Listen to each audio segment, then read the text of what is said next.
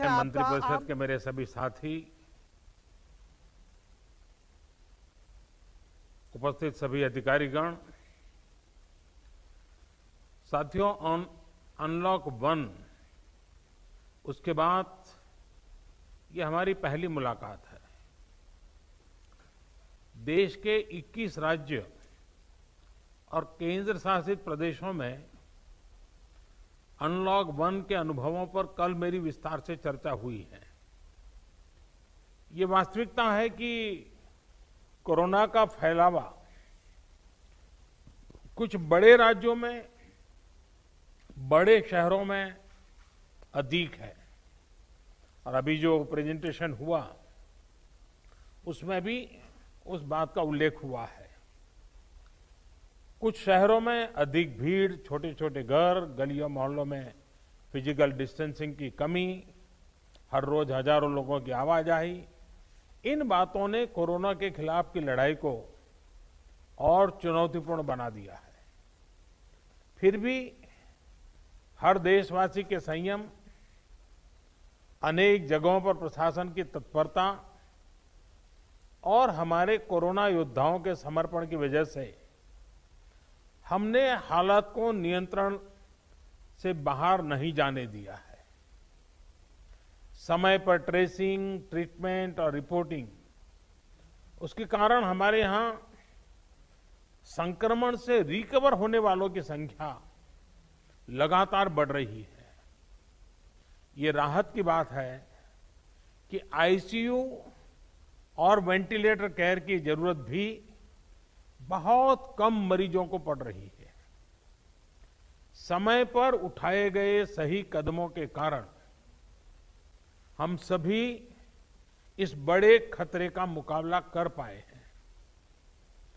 Lockdown के दौरान देश की जनता ने जो अनुशासन दिखाया है, उसने वायरस की एक्सपोनेंशियल ग्रोथ को रोका है। चाहे इलाज की व्यवस्था हो, हेल्थ इंफ्रास्ट्रक्चर हो, ट्रेन मैन पावर हो, आज हम कहीं ज्यादा संभली हुई स्थिति में है। आप भी इससे परिचित है कि सिर्फ 3 महीने पहले पीपीई के लिए, डायग्नोस्टिक किट्स के लिए सिर्फ भारत में ही नहीं, दुनिया के अनेक देशों में हाहाकार मचा हुआ था। भारत में भी बहुत लिमिटेड स्टॉक था, क्योंकि हम पूरी तरह से इंपोर्ट पर डिपेंडेंट थे। आज स्थिति यह है कि पूरे देश में 1 करोड़ से अधिक पीपीई और इतने ही N95 मास्क राज्यों तक पहुंच चुके हैं। हमारे पास डायग्नोस्टिक किट्स का पर्याप्त स्टॉक है और उनकी प्रोडक्शन कैपेसिटी भी बहुत बढ़ाई गई है। अब तो पीएम केयर्स फंड के तहत भारत में ही बने वेंटिलेटर्स की सप्लाई भी शुरू हो चुकी है। आज पूरे देश में कोरोना की 900 से ज्यादा टेस्टिंग लैब है, लाखों कोविड स्पेशल बेड है, हमारे क्वारंटीन और आइसोलेशन सेंटर्स हैं और पेशेंट्स की सुविधा के लिए पर्याप्त ऑक्सीजन की सप्लाई भी है। लॉकडाउन के दौरान लाखों की संख्या में ह्यूमन रिसोर्स को ट्रेन किया गया है। सबसे बड़ी बात, आज देश का हर नागरिक इस वायरस के प्रति पहले से ज्यादा सचेत हुआ है, जागरूक हुआ है। ये सब कुछ राज्य सरकारों के सहयोग से, स्थानीय प्रशासन के दिन रात काम करने की वजह से ही संभव हो पाया है। साथियों, कोरोना के खिलाफ लड़ाई में जीत का विश्वास दिलाने वाली इन बातों के बीच हमें health infrastructure, information systems, emotional support और पब्लिक पार्टिसिपेशन, इसी तरह निरंतर बल देना होगा। साथियों, कोरोना के बढ़ते हुए मरीजों की संख्या को देखते हुए हेल्थ इंफ्रास्ट्रक्चर का विस्तार करना, हर जीवन को बचाना हमारी सर्वोच्च प्राथमिकता होनी चाहिए। ये तभी होगा जब कोरोना के प्रत्येक मरीज को उचित इलाज मिलेगा।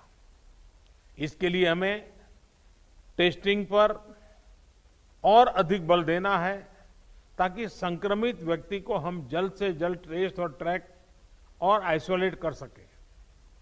हमें इस बात का भी ध्यान रखना है कि हमारी अभी की जो एग्जिस्टिंग टेस्टिंग कैपेसिटी है उसका पूरा इस्तेमाल हो और निरंतर उसको एक्सपांड भी किया जाए। साथियों, बीते 2-3 महीने में काफी संख्या में क्वारंटीन और आइसोलेशन सेंटर का निर्माण हुआ है। इसकी गति हमें और बढ़ानी होगी ताकि कहीं पर भी मरीजों को बेड की दिक्कत ना आए। कोरोना के इस टाइम में टेलीमेडिसिन का महत्व भी बहुत बढ़ गया है। चाहे वो होम क्वारंटाइन या आइसोलेशन में रह रहे साथी हो या फिर दूसरी बीमारियों से पीड़ित हो, सभी को टेलीमेडिसिन का भी लाभ मिले, इसके लिए हमें अपने प्रयास बढ़ाने होंगे।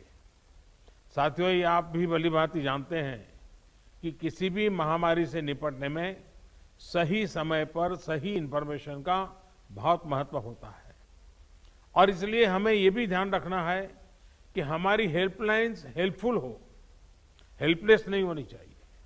जैसे हमारी मेडिकल और पैरामेडिकल स्टाफ हॉस्पिटल में कोरोना से जंग लड़ रहे हैं, वैसे ही हमें सीनियर डॉक्टर्स की बड़ी टीमें तैयार करनी होगी जो टेलीमेडिसिन के माध्यम से बीमारों को गाइड कर सके, उन्हें सही इंफॉर्मेशन दे सके। इसके अलावा हमें यंग वॉलंटियर्स की फौज भी जुटानी होगी जो पब्लिक के लिए प्रभावी रूप से हेल्पलाइन चला सके। जिन राज्यों में आरोग्य सेतु ऐप ज्यादा डाउनलोड हुआ है, वहां बहुत ही सकारात्मक परिणाम भी मिले हैं। हमें लगातार कोशिश करनी है कि आरोग्य सेतु ऐप की रीच बढ़े, ज्यादा से ज्यादा लोग उसे डाउनलोड करें और समय समय पर अपग्रेड करें। हमें यह भी ध्यान रखना है कि अब देश में धीरे धीरे मानसून आगे बढ़ रहा है।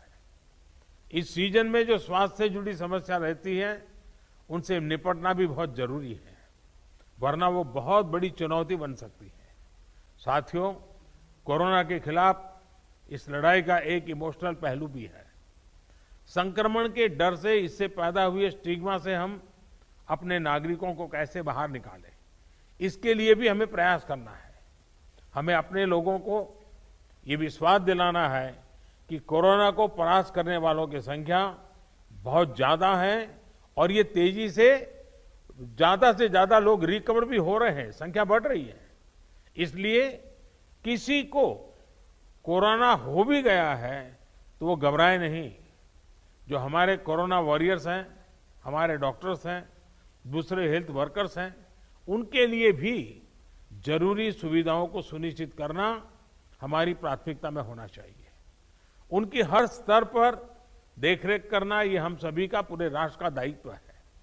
साथियों, कोरोना के खिलाफ लड़ाई में समाज के कई तबकों ने, हर क्षेत्र से जुड़े लोगों ने, सिविल सोसाइटी के लोगों ने हमें निरंतर प्रोत्साहित करते रहना चाहिए। जन भागीदारी इस लड़ाई में बहुत आवश्यक है और अब तक जो जन नागरिकों की तरफ से सेवा मिली है उनकी भूमिका बड़ी प्रशंसनीय रही है। हमारे पब्लिक स्पेस में, हमारे दफ्तरों में मास्क या फेस कवर, फिजिकल डिस्टेंसिंग और सैनिटाइजेशन की प्रक्रिया को बार बार लोगों को याद दिलाना है। इसमें किसी को लापरवाही नहीं करने देना है। साथियों, अनेक राज्य कोरोना के खिलाफ लड़ाई में बहुत सराहनीय काम कर रहे हैं। इन राज्यों की बेस्ट प्रैक्टिसेस है और उसको जानना भी जरूरी है और लोगों को बताना भी जरूरी है। मुझे विश्वास है कि हर राज्य अपने अनुभव और अपने सुझाव यहां खुले मन से रखेंगे, जिससे आने वाले दिनों में एक बेहतर रणनीति बनाने में हम सभी को मदद मिलेगी। अब मैं गृह मंत्री जी से आग्रह करूंगा कि इस चर्चा को वो आगे बढ़ाएं।